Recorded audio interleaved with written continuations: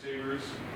It isn't really an answer, but an excuse to dig my fingers deep down and linger in the threadbare hole beginning to form the edge of which has yet to make itself known.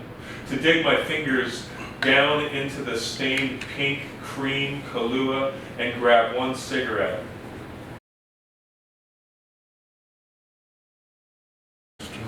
Francesca was a baker. She woke up really early, sometimes at 2, and biked to the bakery. She sugared almonds, violets, rose petals. She ground cinnamon and saffron, all before the summer sun rose above London, and she never spoke a word. Her only visitor was the delivery boy, who would knock a secret knock at the front door and cued his crates of fresh berries on the covered mouth of commuters. Honey seems like the right thing to run to, the right thing to let your nose lead you to. How does it even work? Does cinnamon say, or wet walnut bark shimmy and shake in a particular shape, fit and sing its way to the part of your brain beyond what you think of your parents' library?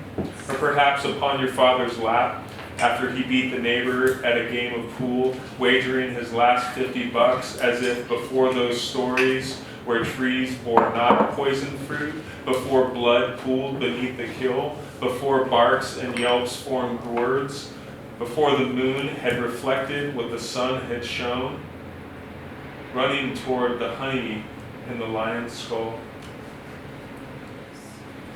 Great Grandma, I think your heart was in 2 places, which to some means broken. I think you thought you were an animal when you were alone, surrounded by allies. You masturbated on that toilet and blew your angels out the window. When you got dressed, you chewed on black licorice, smelling like a true stoic, fermenting neglect. Carol paused to look out at the city, over the field they had just crossed. The midsummer sun was high, and Carol wished they were in the garden already so she could open the lemonade. They stepped carefully around the rusted gate at the top of the wall and made their way past squashed sheds and ferns and oaks toward the row of lilacs near the lower garden. It was a very old-fashioned thing they were doing, like out of a novel. She'd never actually even had a picnic, but she wanted to have one ever since Anne had showed her how to break into the gardens of the house. They eased down from the high stone wall and stepped on soft grass toward the lilac into the rose. Carol crouched in the shade of a neglected arbor and opened her backpack. Ah, what is this? Sorry, I spiked the lemonade with gin. She drank it anyway, but was still thirsty. Margot passed a bag of smashed but somehow perfect peaches. They settled against the trees and listened to the buzz of insects. They could almost hear the traffic of H Street.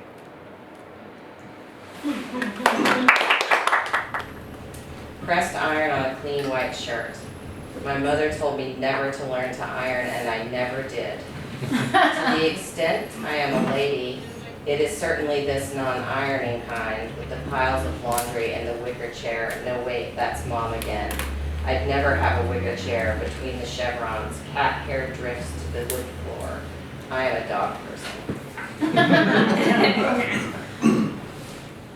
How to say what goes unsaid to the person unknown, unless green shrubs hide purple robes, my mouth full of loose leaf tobacco obscures what my mouth wants to say. I spit into the flower bed and shout what I want to shout, a lavender wad of expletives. Shit, fuck, vanilla. A green goose flies overhead, making for the tornado, and I am now speechless. Don't want to do anything but lie in this field eating pineapple. Very sweet, smells like something to eat. Smells very processed, but lightly natural at the same time. Not particularly strong. Beat 2 eggs till they're foaming. Add half a cup of Madagascar vanilla, a cup of sugar, pound of butter, and pour it over your lovely self.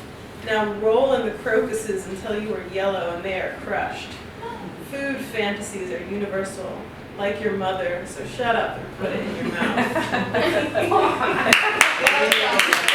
His mother was so ashamed, but he knew her arts. He honored her. His kitchen floor was spotless. A dark, unloosening ocean, a terrible sun. The salt laces lower and lower on the rocks, beyond rot, past the worst of it, past all that suffering and unraveling. You just rest in the hot crook of her arm, a little yeasty from sweat and flour. Wake up, she says. The ashes float down in a beam of sunlight. The fire is over. Your mind as blank as a Purell sheet. I'll bet you grew an inch last night, she says. Plums and apples like a Swedish grandma, rosy cheeks and Ricola. A dish of strange chewy candy, crunchy sugar dots like a Christmas ornament crusted with crystal bits. We have overstayed our welcome. The high sanatorium of the mind longs to be peopled by new patients. We must tipple with the rabble instead, become ill again. I have learned to hate my hates and take my medicine with a grain of salt. I once goosed a nurse on my deathbed after the doctor tried his luck with bedside humor. Too much candy. Plums, apples, and strange cherry, and no one bothers too much a man who's dying. She turned and looked, but looked with the soft eyes one gives to children, and I just closed mine.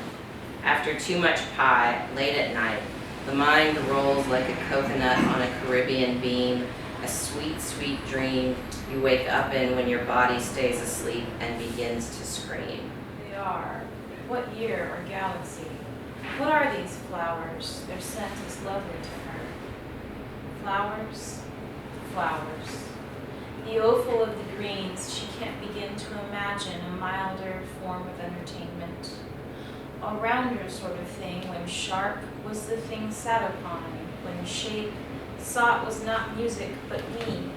It is not television without commercials, not quite, but tells me secrets I won't share nonetheless.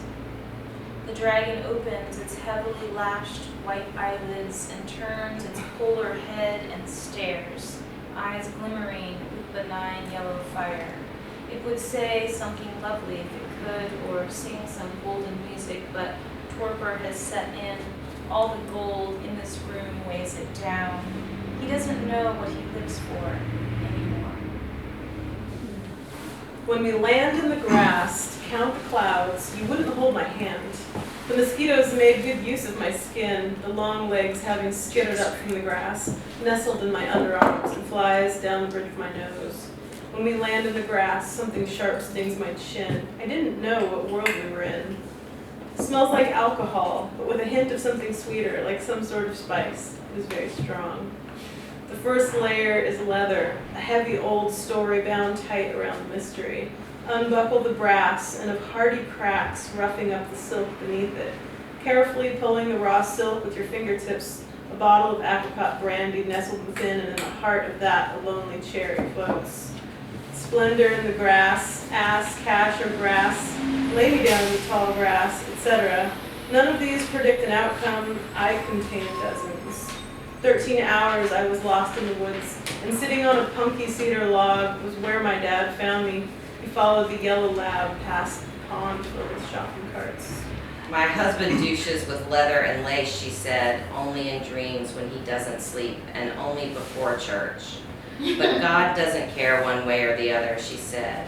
And then, I wonder what God smells like. And he sighs and looks at her and rubs his hand across his neck, then the soft ridges of his corduroy pants. One bathtub bright, two a mold, one a comet, two a blackness, one shine, two dark star, one the fair piece, two crawling things, one a newness, two the underneath. One, paper is the first anniversary. Two, left means sinister, yes. One, it was pinker in my memory. Two, why haven't you called? Why? I'll never taste dog milk, much less hear their lapping orchestra. It's because there is no silence, not really.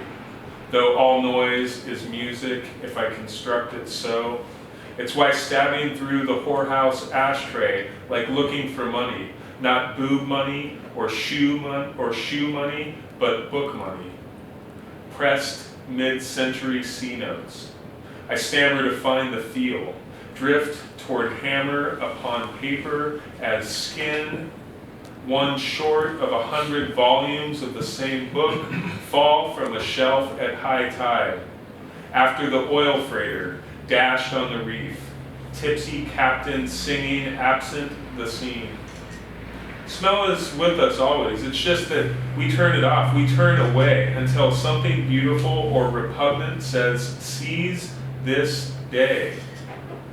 Even bird music I'd prefer to watching this stripper peel ones off her stack in exchange for pound cake at the barred convenience store window. She winks at an octogenarian dog walker who carries a copy of Finnegan's Wake under his left arm, the arm which is nearest his heart.